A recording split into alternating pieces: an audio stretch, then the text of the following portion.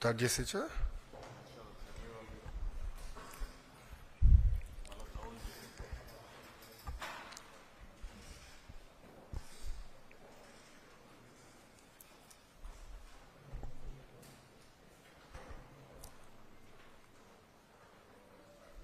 అందరు ఓకేనా? అందరూ ఫోన్లు మాడుకుంటున్నారు.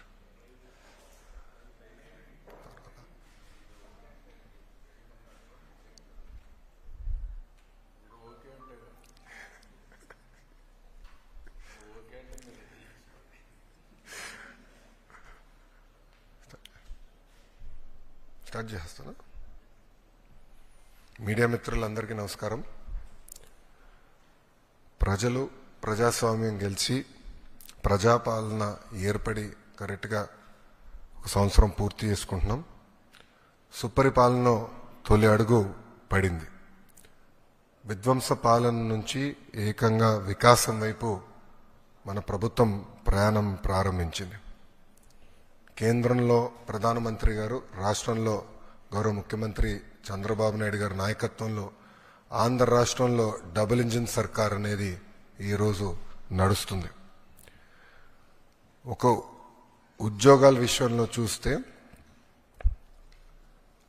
మెగా డిఎస్సి ఏర్పాటు చేసి ఏకంగా 16,347 పోస్టులు ఈరోజు ప్రజాప్రభుత్వం భర్తీ చేస్తుంది. ఈ మెగా డిఎస్సిని ఎట్టి పరిస్థితులు ఆపాలని ప్రతిపక్ష పార్టీ సుమారుగా 24 కేసులు, ఈ రోజుతో 24వ కేసు కూడా డిస్మిస్ అయింది సుప్రీంకోర్టులో. 24 కేసులు వేశారు.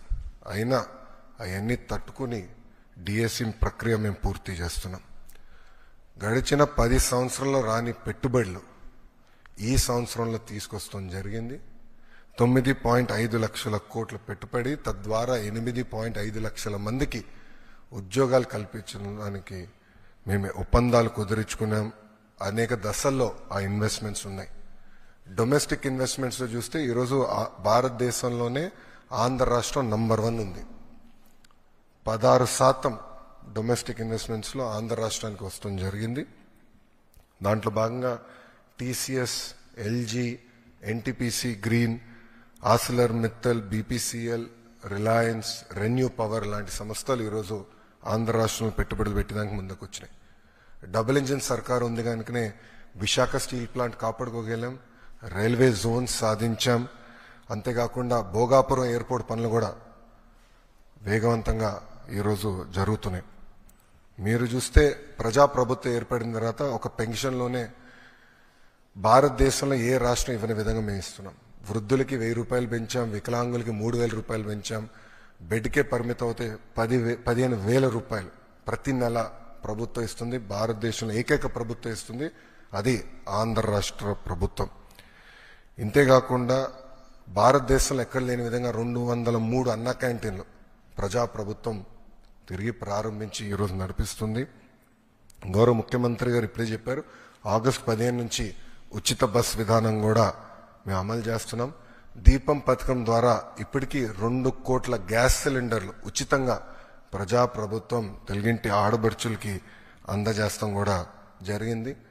దాంట్లో కొన్ని సవరణలు తీసుకొచ్చి ఏకంగా ఆ డబ్బులు డైరెక్ట్గా మహిళల అకౌంట్లో కూడా వేయాలని ఒక నిర్ణయం కూడా ప్రభుత్వం తీసుకుంటాం జరిగింది. ఈరోజు ముఖ్యమైన కార్యక్రమం తల్లికి వందనం. ఎన్నికల్లో మనం ఇచ్చిన హామీ నిలబెట్టుకుంటున్నాం. ఆనాడు చాలా స్పష్టంగా ఎంతమంది పిల్లలుంటే అంతమంది పిల్లలకి తల్లికి వందనం ఇస్తానని హామీ ఇచ్చాం. దాంట్లో భాగంగా జియో ఇచ్చాం.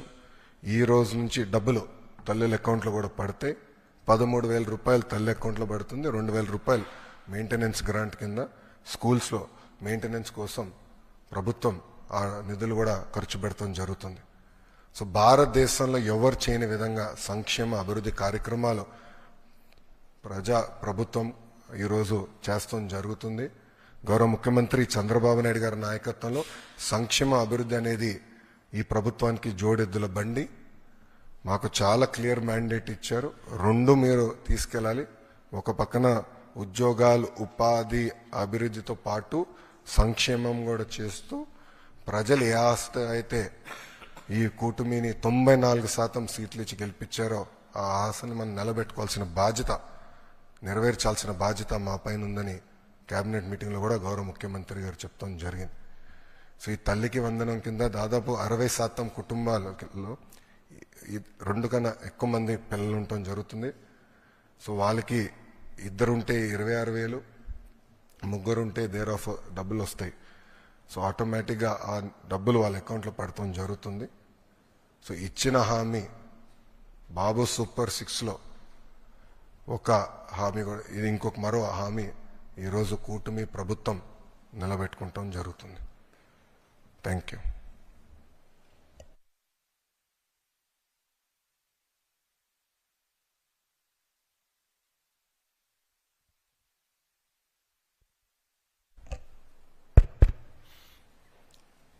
అందరికీ నమస్కారాలు. ఎగ్జాక్ట్గా ఈ రోజుటికి ఎన్డీఏ నూతన ప్రభుత్వం వచ్చి 1 సంవత్సరం అవుతుంది. అదే సమయంలో ఇచ్చిన హామీలు ఆ రోజు ఎన్నికల మేనిఫెస్టోలోని చాలా స్పష్టంగా, మేనిఫెస్టోని కాకుండా ప్రచారంలో కూడా చాలా స్పష్టంగా చెప్పాను. అభివృద్ధి, సంక్షేమం, ఎన్డీఏకి 2 కళ్ళు, ఈ 2 కూడా సమాంతరంగా ప్యారలల్గా ముందుకు తీసుకెళ్తామని చాలా స్పష్టంగా హామీ ఇచ్చాం. అదే సమయంలో సంపద సృష్టిస్తాం, ఆదాయాన్ని పెంచుతాం, పెంచిన ఆదాయాన్ని అభివృద్ధికి, సంక్షేమానికి రెంటికి బ్యాలెన్స్ చేసుకుంటూ ఎక్కడ కూడా ఎలాంటి ఇబ్బంది లేకుండా ఈ కార్యక్రమాలు ముందుకు తీసుకుపోతామని చెప్పాం. అయితే రాష్ట్రంలో ఆర్థిక పరిస్థితులు చూసిన తర్వాత చాలామంది నాకు ఎన్నికల ముందు అడిగారు, మీరు వస్తే మీరు కనీసం ఈ రాష్ట్రాన్ని మళ్ళీ టోటల్గా విధ్వంసం జరిగింది, మీరు దీన్ని రివైవ్ చేస్తారని నమ్మకం మీకుందా, మీకు అనుభవం ఉంది, కానీ అఘాతం చూస్తే మాత్రం చాలా లోతుగా ఉంది, మీరు చేయగలుగుతారని అడిగారు. నాకు వేరే ఆప్షన్ లేదు. ఇన్ని సంవత్సరాలు ప్రజలు ఆదరించారు, ఆశీర్వదించారు. కష్టాలకు వచ్చినప్పుడు కాడుపడేయడమో పారిపోవడం కరెక్ట్ కాదు. ఎంత కష్టమైనా చేస్తామనే విధంగా ఆ రోజు చెప్పాను, ఆ డైరెక్షన్లో ముందుకు పోయాను. మేము ఆ రోజు సూపర్ 6 చెప్పాం. ఎన్నికల మేనిఫెస్టో చాలా విషయాలున్నాయి, సూపర్ 6 మేజర్గా హైలైట్ చేశాం. ఆ సూపర్ 6లో అతి కీలకం తల్లికి వందనం. ఆ తల్లికి వందనం ఆ రోజు మేము చెప్పింది చాలా స్పష్టంగా, ఒక ఇంట్లో 2 పిల్లలుంటే ఒకరికే డబ్బులిచ్చి ఒకరికి ఇవ్వకుండా చేస్తే, ఒకరిని ఆ తల్లి చదివిస్తే, లేకుంటే అన్ని విషయాలు చూసుకుంటే అది మంచిది కాదు. ఎంతమంది పిల్లలుంటే అంతమంది పిల్లలకి తల్లికి వందనం వర్తింపజేస్తామని చాలా స్పష్టంగా చెప్పాం. ఈరోజు మీరు చూస్తే 67 లక్షల మందికి దగ్గర 10,091 కోట్ల రూపాయలు టోటల్గా ఖర్చు అవుతుంది. ఇందులో 1,346 కోట్ల రూపాయలు స్కూల్ డెవలప్మెంట్కి వెళ్తుంది. ఇందులో ఏమీ మార్పులు లేవు. ముందు ఏదైతే ఇచ్చారో అమ్మఒడి, అదే గైడ్ లైన్స్ పెట్టి దానికంటే ఇంప్రూవ్డ్ ఏంటంటే ఎంతమంది పిల్లలుంటే అంతమంది పిల్లలకి ఆ తల్లుల అకౌంట్లో ఆ డబ్బులు వేసే కార్యక్రమానికి శ్రీకారం చుట్టాం. అప్పటికి ఇప్పటికి డిఫరెన్స్ మీరు ఒకసారి చూస్తే వాళ్ళు 42,61,965 మందికి అమ్మఒడిచ్చారు. ఈ ప్రభుత్వం 67,27,164 మందికి తల్లికి వందనం ఇస్తున్నాం. తేడా 24,65,199. ఆ రోజు వాళ్ళు ఖర్చు పెట్టింది, తల్లులకు అకౌంట్లో వేసింది 5,540 కోట్లు. ఈ రోజు మేము అకౌంట్లో వేసేది 8,745 కోట్లు. వ్యత్యాసం 3,205 కోట్లు ఒక్క తల్లికి వందనంలో మాత్రం. అందులో ఈరోజు 1,346 కోట్ల రూపాయలు డెవలప్మెంట్కి వెళ్తుంది. టోటల్గా ఖర్చు పెట్టేది 10,091 కోట్ల రూపాయలు తల్లికి వందనం కింద డెవలప్మెంట్ తల్లుల అకౌంట్కి వెళ్లే పరిస్థితి వస్తుంది. 1వ తరగతి 10వ తరగతి అవి కూడా క్యాలిక్యులేషన్లు తీసుకున్నాం, జీవో ఇష్యూ చేశాం. అడ్మిషన్స్ కాలేదు. అడ్మిషన్స్ అవుతానే వాళ్ళ అకౌంట్ కూడా తల్లుల అకౌంట్కి డబ్బులు వెళ్తుంది. ఇంకొక పక్కన తల్లి లేని పిల్లలకి, వారికి తండ్రికి కానీ లేదంటే ఎవరైతే గార్డియన్గా ఉంటారో వాళ్ళ అకౌంట్కి వేస్తున్నాం. అనాథ పిల్లలుంటే జిల్లా కలెక్టర్ నిర్ధారించినటువంటి పథకం ప్రకారం వాళ్ళ అకౌంట్లో వేసి వాళ్ళకి హెల్ప్ చేస్తాం. ప్రైవేట్ అన్ఎయిడెడ్ పాఠశాలలు ఉంటే 76,000 మందికి కూడా వర్తింపజేశాం. ఇది కాకుండా ట్రాన్స్పరెన్సీ ఉండాలనే ఉద్దేశంతో ఈ జాబితా సెక్రటరియట్లో, గ్రామ వార్డు కార్యాలయాల్లో కూడా పెడతాం. ఎక్కడైనా సరే ఇబ్బందులున్నా లేకుంటే సాంకేతిక సమస్యలున్నా ఇమ్మీడియట్గా రిపోర్ట్ చేస్తే అవన్నీ కరెక్ట్ చేసి మళ్ళీ అలాంటి వారికి కూడా సహాయం చేయడానికి, ఫిర్యాదులను తీసుకోవడానికి జూన్ 26 వరకు టైం కూడా పెట్టాం. 30వ తారీఖు తుది జాబితా పెట్టి అక్కడి నుంచి ఇవన్నీ కూడా అమలు చేస్తాం. ఇంకొక పక్కన ఇప్పుడు ఇచ్చింది 2 నుంచి 10వ తరగతి వరకు ఇంటర్మీడియట్ సెకండ్ ఇయర్కి బీసీల్లో చూస్తే 29,82,000 మంది వస్తున్నారు. ఇంకొక పక్క ఎస్సీల్లో 11,76,000 మంది వస్తున్నారు. ఎస్టీలు 4,26,000 మంది వస్తున్నారు. మైనారిటీలు 66,500 వస్తున్నారు.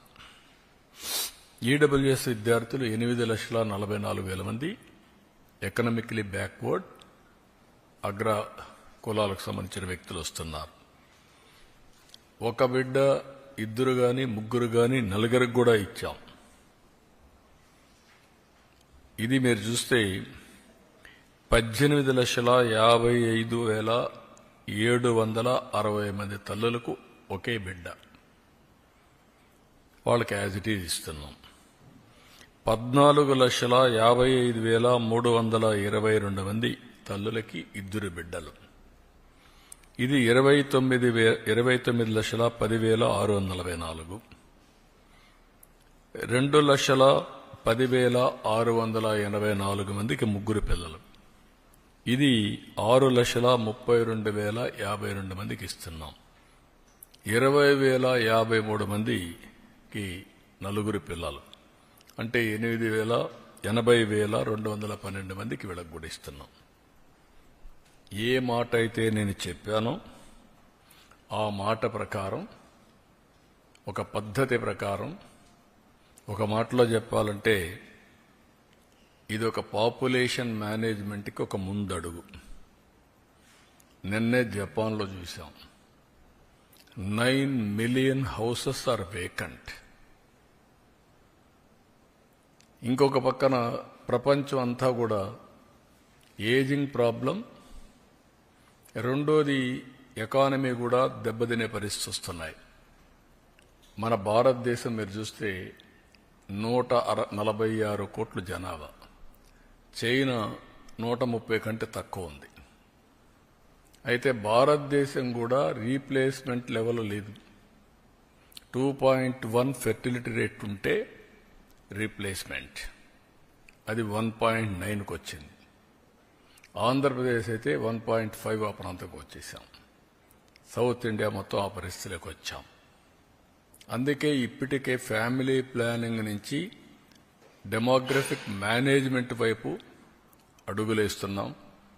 ఒకప్పుడు 2 పిల్లల కంటే ఎక్కువ ఉంటే స్థానిక సంస్థల్లో పోటీ చేయడానికి అర్హత లేదు.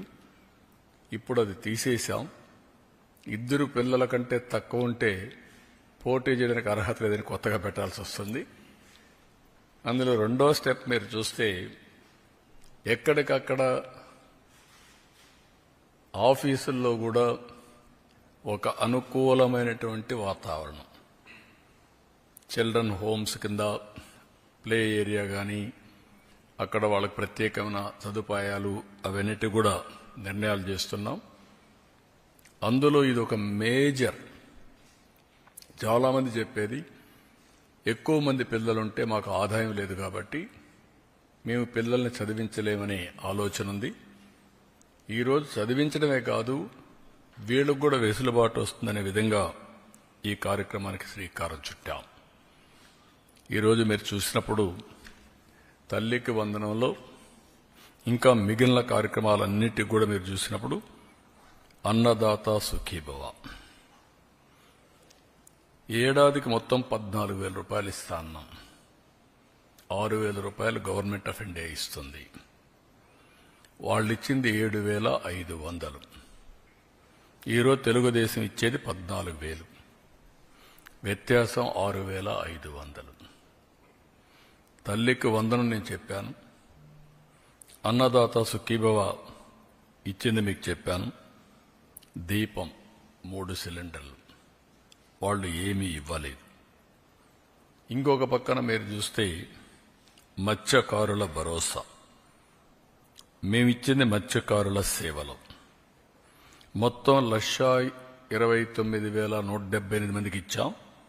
259 కోట్లు. వాళ్ళు ఇచ్చింది 1,09,231, 109 కోట్లు. వ్యత్యాసం 150 కోట్లు అదనం. 19,947 మంది అదనంగా ఇస్తున్నాం. ఇది కాకుండా ఈరోజు ఎన్టీఆర్ భరోసా, ఇది చూస్తే వాళ్ళు ఇచ్చింది మొత్తం 21,630 కోట్లు సంవత్సరానికి. మేము ఇప్పటికి ఇచ్చింది 34,000 కోట్లు ఒక్క సంవత్సరంలో. వ్యత్యాసం 12,370 కోట్లు. అంటే బటన్ నొక్కుతున్నా సమీక్షమే ఇవ్వడని మాట్లాడే పెద్దలకి ఇవన్నీ అర్థం కావాలి. ఆ రోజు చేసిన పని రాష్ట్ర ఆర్థిక పరిస్థితిని చిన్నాభిన్నం చేశారు, విధ్వంసం చేశారు. అభివృద్ధి అనేది ఎక్కడ కనపడే పరిస్థితి లేదు. కడాన ఏ పరిస్థితికి వచ్చామంటే విశ్వసనీయత పోయిన తర్వాత ప్రొహిబిషన్ గురించి మాట్లాడిన పెద్దలు ఎక్సైజ్ తాకట్టు పెట్టి, మద్యం ఆదాయాన్ని తాకట్టు పెట్టి 25 ఏళ్లకు డబ్బులు తీసుకొచ్చే పరిస్థితికి వచ్చారు. ఇంకొక పక్క ఎంఆర్ఓ ఆఫీసుల్ని, హాస్పిటల్స్ని ఇవి తాకట్టు పెట్టి అప్పులు చేసే పరిస్థితికి వచ్చారు. నెలవారీగా జీతాలు ఇవ్వాల, పెన్షన్లు ఇవ్వాల, రిటైర్డ్ పీపుల్కి ఎవరికి జీతాలు రాని పరిస్థితి, ఎప్పుడు వస్తుందో ఎప్పుడు రాదో టెన్షన్లో బతికిన పరిస్థితి. ఈరోజు ఒక పద్ధతి ప్రకారం 94 సెంట్రల్ స్పాన్సర్ స్కీమ్స్లో 94 కూడా డీఫంక్ట్ చేసిన ఘనత. ఇవన్నీ కూడా ఆర్థిక వ్యవస్థ నిర్వీర్యం చేయడానికి పనికొచ్చాయి, అస్తవ్యస్తమైపోవడానికి పనికొచ్చాయి. ఈరోజు అన్నా క్యాంటీన్ మీరు చూస్తే మొత్తం 204 పెట్టాం. 2 కోట్ల మందికి ఇప్పటికీ అన్నా క్యాంటీన్లో భోజనం ఏర్పాటు చేసే పరిస్థితికి వచ్చాం. 4 కోట్ల భోజనాలు. 21 టెంపుల్స్లో అన్నప్రసాదం ఉచితంగా పెడుతున్నాం. ఇవన్నీ కూడా ఒక సుపరిపాలనతో సాధ్యం. ఆ సుపరిపాలనలో కూడా మొదటి అడుగు. అదే మరిగా మేము దీంట్లో మీరు చూసినప్పుడు చాలా స్పష్టంగా నేను అనేకసార్లు చెప్పాను, వీలైనంత వరకు అన్ని కూడా మేము అనుకున్నట్టుని చేస్తూనే ఒక స్పష్టమైన వైఖరితో భవిష్యత్తులో ముందుకు పోయే కార్యక్రమానికి శ్రీకారం చుట్టాం. 20 లక్షల మంది యువతకు ఉద్యోగాలు ఇవ్వడానికి ఇప్పటికే 9,50,000 కోట్ల రూపాయల పెట్టుబడులు, 8,50,000 మందికి ఉద్యోగాలు, ఇంకా మిగిలినట్టు కూడా ఏమేం చేయాలన్నీ వర్కౌట్ చేస్తున్నాం. లోకేష్ గారి ఆధ్వర్యంలో ఆయన చైర్మన్గా ఎంప్లాయ్మెంట్ జనరేషన్ ఇన్వెస్ట్మెంట్ ప్రమోషన్ ఈ కార్యక్రమాన్ని కూడా కన్సర్న్ మినిస్టర్స్ తో వర్కౌట్ చేస్తున్నారు. అదే మరిగా వారికి నిరుద్యోగ భృతి కూడా, అంటే ఈ రెండు లింక్ చేసి ఏ విధంగా చేయాలి, వాళ్ళ స్కిల్ డెవలప్మెంట్ ఎట్లా చేయాలి, వర్క్ ఫ్రమ్ హోమ్ ఇవన్నీ కూడా ఎట్లా తీసుకుపోవాలనో అవి కూడా వర్కౌట్ చేస్తున్నాం. ఫైనల్గా ఏవైతే చెప్పామో అన్నీ కూడా ఆడబిడ్డ నిధిని P4కి లింక్ చేస్తున్నాం. ఎందుకంటే అన్ని యూనిఫామ్గా అందరికి ఇస్తున్నాం. ఇంకా పేదరికం ఉంది, పేదరికంలో నిరుపేదలున్నారు. అలాంటి కుటుంబాలని ఆర్థికంగా పైకి తేవడం కోసం వినూత్నమైన కార్యక్రమాన్ని P4 తీసుకొచ్చాం. ఫస్ట్ ఫేజ్ జీరో పావర్టీ, ఆ తర్వాత ఆర్థిక అసమానతలు తగ్గించి మెరుగైన జీవన ప్రమాణాలు. అందులో భాగంగా ఆడబిడ్డ అనేది P4కి అనుసంధానం చేసి దాన్ని కూడా ముందుకు తీసుకెళ్తాం. వాళ్ళు పెట్టే డబ్బులే కాకుండా మనం ఇచ్చే సంక్షేమ కార్యక్రమాలే కాకుండా అదనంగా ఇది కూడా కొంత డబ్బులు ఇచ్చి దాన్ని అవసరం మేరకు వాళ్ళని కూడా పైకి తీసుకొచ్చే కార్యక్రమాన్ని చేస్తాం. అల్టిమేట్గా రాష్ట్రంలో మెరుగైన జీవన ప్రమాణాలు అందించాలనేది తెలుగుదేశం పార్టీ యొక్క, అదే మరి ఎన్డీఏ యొక్క ఆశయం. ఆ ఆశయానికి అనుగుణంగా సంక్షేమం, అభివృద్ధి రెండు ప్యారలల్గా చెప్పిన హామీలు నిలబెట్టుకోవడానికి ఇబ్బందులు చాలా ఉన్నాయి. ఇబ్బందులుంటే ఇబ్బందులను అధిగమించడానికి ప్రయత్నం చేస్తూ ఉంటే రాక్షసుల మారిగా రాష్ట్రాన్ని అతలాకుతలం చేయాలని, ఎక్కడికక్కడ లా అండ్ ఆర్డర్ సమస్యలు క్రియేట్ చేయాలని, ప్రజలకు ఇబ్బందులు కలిగించాలని అనేకమైనటువంటి, నేను ఎప్పుడూ నా రాజకీయ జీవితంలో చూడనటువంటి విన్యాసాలు, చూడనటువంటి అకృత్యాలు చేసే పరిస్థితికి వస్తున్నారు. ఇది మంచిది కాదు. ఈరోజు ఈ ప్రభుత్వానికి స్పష్టత ఉంది. ఇబ్బందులున్నాయి, ఆ రోజు కూడా చెప్పా. కొన్ని ఇబ్బందులు కొంత సమయంలో ఎక్కడికక్కడ పరిష్కారం చేయగలుగుతాం. కొన్ని ఇబ్బందులు మీరు చూస్తే గంజాయి, డ్రగ్స్, అడిక్ట్ అయిన వ్యక్తి మార్చడం అంత ఈజీ కాదు. అది అతనికి ఒక అబ్సెషన్, అంతే, పిచ్చిపడుతుంది. అలాంటి వాళ్ళు నేరాలు ఘోరాలు చేసే పరిస్థితి, వాళ్లకు అండగా ఉండే పరిస్థితిలో ఈ వైఎస్ఆర్ కాంగ్రెస్ పార్టీ ఉంది. ఇప్పుడు అవన్నీ నేను తర్వాత మాట్లాడతా. ఈరోజు ముఖ్యంగా ఇచ్చిన హామీలు నిలబెడుతున్నాం. కష్టమైన నష్టమైన ఇవి చేస్తూనే రాష్ట్ర ఆర్థిక పరిస్థితిని మెరుగుపరచడానికి మేము చెప్పిన హామీ ప్రకారం సమతుల్యం పాటిస్తూ ముందుకు తీసుకుపోవడానికి అన్ని విధాల ప్రయత్నం చేస్తున్నాం. ఇది తొలి అడుగు మాత్రమే. ఈ తొలి అడుగు తర్వాత ఇంకా దీన్ని ఏ విధంగా మనం ముందుకు తీసుకుపోవడానికి చేస్తాం. సాయంత్రం మీటింగ్ ఉంది, అక్కడ సమీక్ష చేసుకుంటాం. అక్కడ మీరందరూ ఉంటారు కాబట్టి అప్పుడు మీ అందరికి కూడా తగిన సమాచారం రిమైనింగ్ అంతా ఇస్తాం. With this I'm thanking all of you. Thank you one and all. ఇది జీవో ఇష్యూ. ఇప్పుడు నేను జీవోలు లోకేష్ గారికి హ్యాండ్ ఓవర్ చేస్తున్నాను. మీకు ఇవ్వాలి, మీది కాదు, మేము డబ్బులు ఇచ్చేది మేము, మీరు కాదు. మీరు అమలు చేసేది మీరు.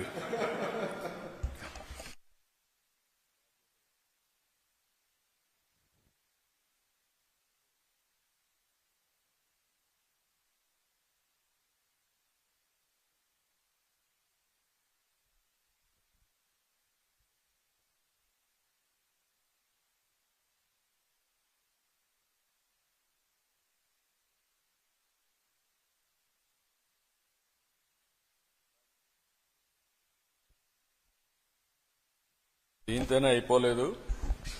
ఎడ్యుకేషన్లో మీరు నాలెడ్జ్ హబ్కు చిరునామాగా ఆంధ్రప్రదేశ్ని తయారు చేయాలి. పిల్లల్లో ఆ పట్టుదల రావాలి. దానికోసం వర్కౌట్ చేయండి.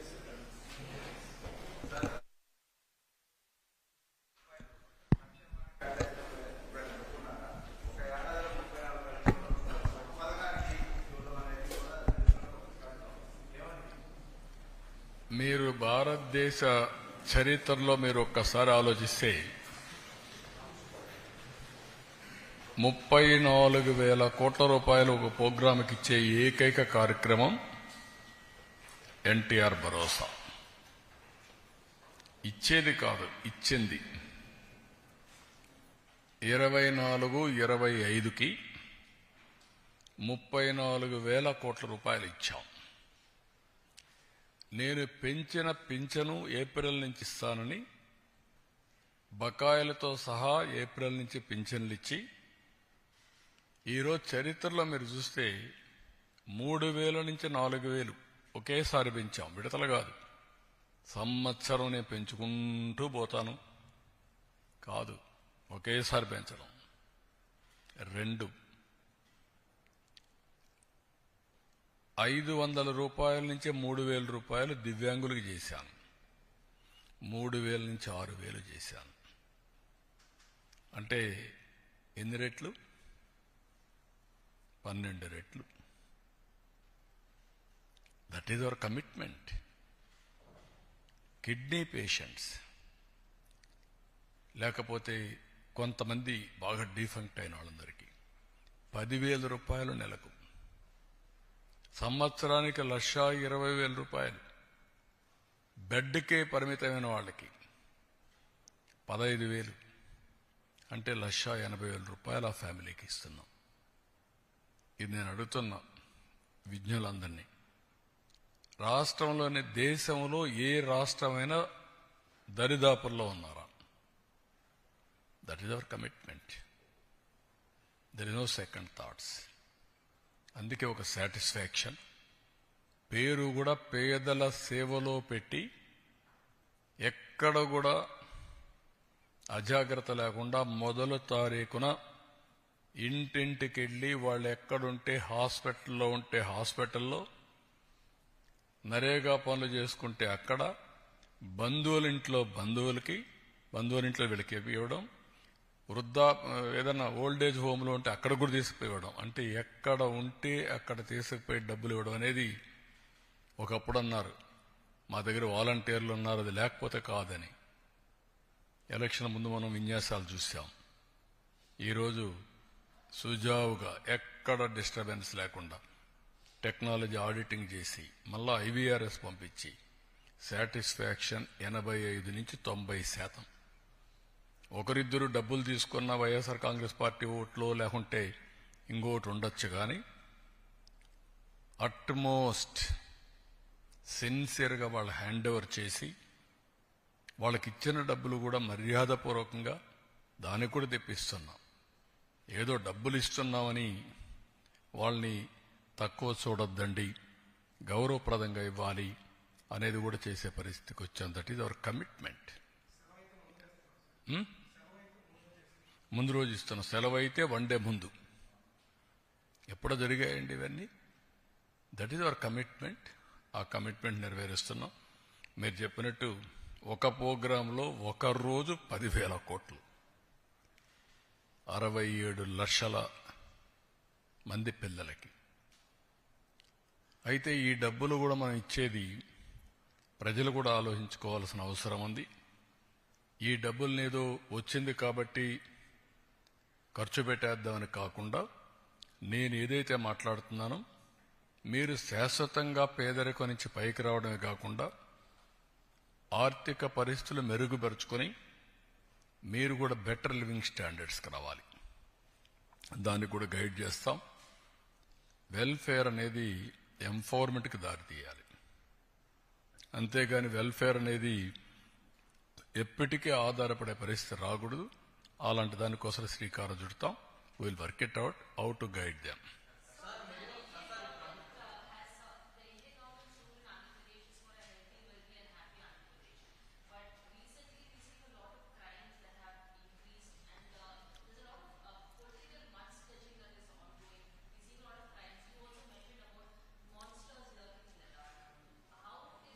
Now, can you tell me anywhere in the country,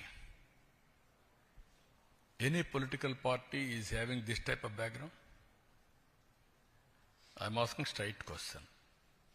In the country, బాబాయిని చంపి ఆనాటి ముఖ్యమంత్రి నేనే నా చేతిలో కత్తి పెట్టే ధైర్యం వచ్చిందంటే నేరస్తులకి, కెన్ యూ ఇమాజిన్?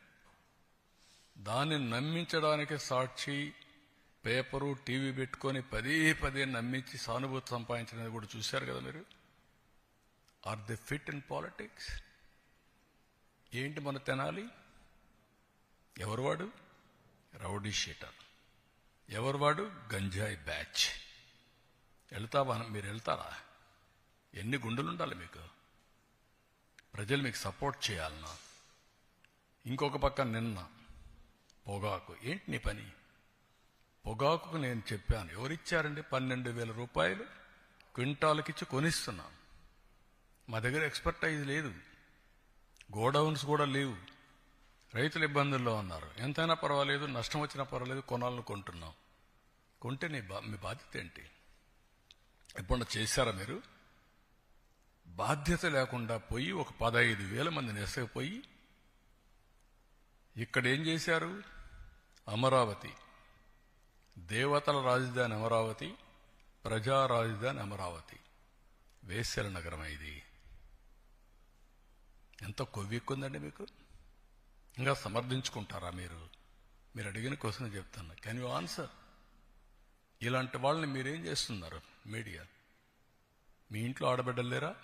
మీకు తల్లి లేదా? కూతుర్లు లేరా? మీ భార్యలు లేరా? What are you talking? మనకు బ్లడ్ బాయిలింగ్ కాలేదా? ఇలాంటి వాళ్ళు నిన్న దాన్ని డైవర్ట్ చేయడానికి పోయి గొడవ చేస్తారా మీరు? ఈ ఇష్యూను డైవర్ట్ చేయాలా? దీనికి ఏం చేయాలి? ఒక చిన్న గీత ఉంటే ఇంకో పెద్ద గీత గీయాలి. అంటే పోయి 15,000 మందిని పెట్టుకొని రౌడీజం చేస్తారా? అంటే మీ ఉద్దేశం ఏంటి?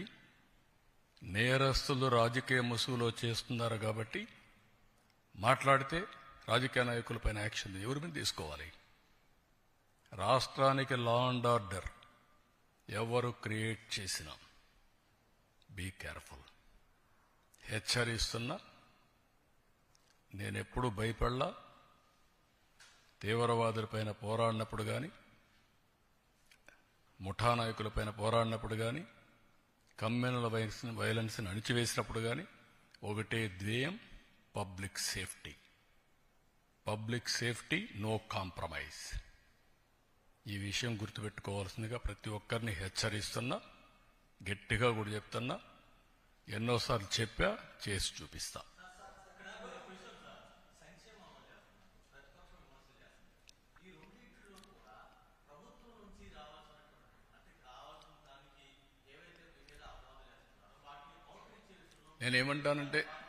నేనేమంటానంటే లాజిక్ లేని వాళ్ళు, కనీసం ఒక పద్ధతి లేకుండా విమర్శిస్తే దానికి మీనింగ్లెస్. నేను అడుగుతున్నా సమాధానం. నేను 4 పిల్లలకి ఇస్తున్నాను కదా, మీకంటే 3-4 వేల కోట్లు ఎక్కువ ఇస్తున్నాను కదా, 12,000 కోట్ల రూపాయలు ఎక్కువ ఇచ్చాను కదా.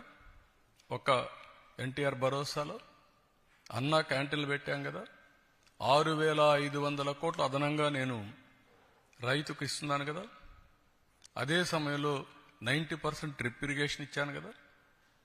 అదే సమయంలో ఎక్కడ ఎంఎస్పి ప్రాబ్లం ఉంటే అక్కడ కొంటున్నాం కదా. కోకో కొన్నాం కదా. మ్యాంగోకు 4 రూపాయలు కేజీకి ఇస్తున్నాం కదా. పొగాకు కొన్నాం. ఇవన్నీ కూడా మీరు గుర్తుపెట్టుకోవాల్సింది. కొంతమందికి విష ప్రచారం చేసి, రౌడీజం చేసి, దౌర్జన్యం చేసి పెత్తనం చేయాలనుకుంటున్నారు. ఆ ఆటలు నా దగ్గర సాగవు. నేను ఐఎమ్ వెరీ క్లియర్.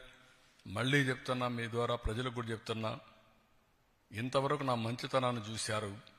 తోక తెప్పితే మాత్రం పబ్లిక్ సేఫ్టీ కోసం ఎవరిని ఉపేక్షించడం. అందరికీ గుణపాఠం ఉంటుంది.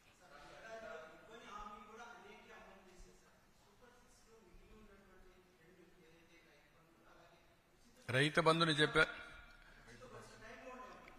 అందుకే రైతు ఇచ్చేది ఈ అన్నదాత సుఖీభవ 20వ తారీఖున గవర్నమెంట్ ఆఫ్ ఇండియా వేస్తారు.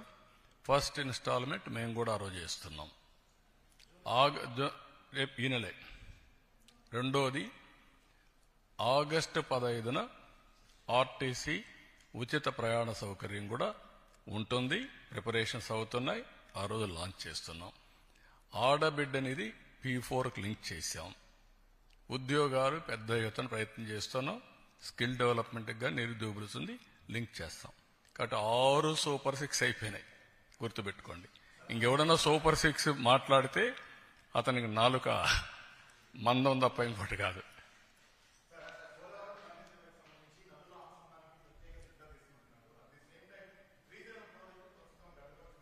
అది కూడా చెప్పాము. ఆ ప్లంజ్ ఒకటి, ప్లంజ్ పోల్ ఒకటి కొంచెం చిన్న సమస్య వచ్చింది. డబ్బులు శాంక్షన్ చేశాం. Work is going on. We have taken decisions.